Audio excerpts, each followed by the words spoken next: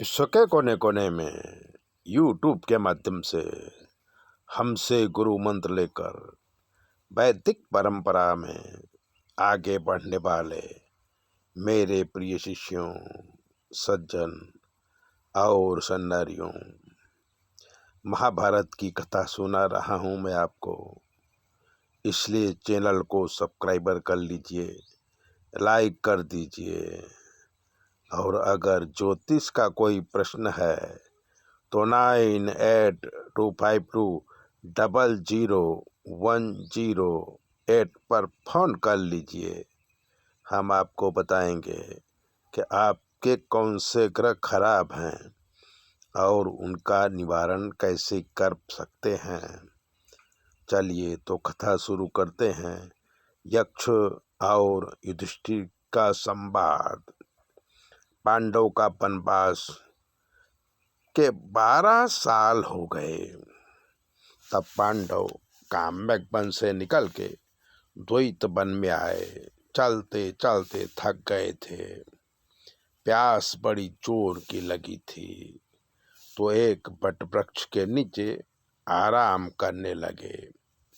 तभी वहां एक ब्राह्मण आया और रोते हुए युधिष्ठिर से बोला कि मेरी अग्नि उत्पन्न करने की अरणी मतानी एक हिरण ले गया है। आप कैसे भी करके मेरी मथानी मुझे वापस दिलाओ। युधिष्ठिर ने एक के बाद एक भाइयों को भेजा, लेकिन कोई भाई वापस नहीं आए।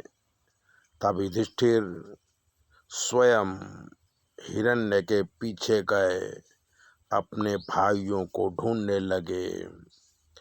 युधिष्ठिर ने देखा कि सरोवर के किनारे चारों भाई मृत अवस्था में पड़े हैं।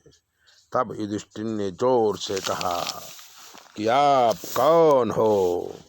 तब एक बड़े वृक्ष के समान पुरुष प्रकट हुए और युधिष्ठिर से बोले कि मैं यक्ष हूँ और तुम्हारे भाइयों को मैंने ही मारा है। युधिष्ठिर बोले कि मेरे भाइयों को कोई नहीं मार सकता, सही बताओ तुम कौन हो। तब यक्ष बोला कि मैं तुम्हारा पिता धर्म हूँ। मेरे प्रश्न का उत्तर दिए बिना तुम्हारे भाई जलपान करने गए और इनकी ये दशा हुई। तुम मेरे प्रश्नों का उत्तर देके अपने भाइयों को जीवित करो और जलपान करो। युधिष्ठिर ने कहा, प्रश्न करो, मैं अपनी बुद्धि के अनुसार तुम्हें जवाब दूंगा।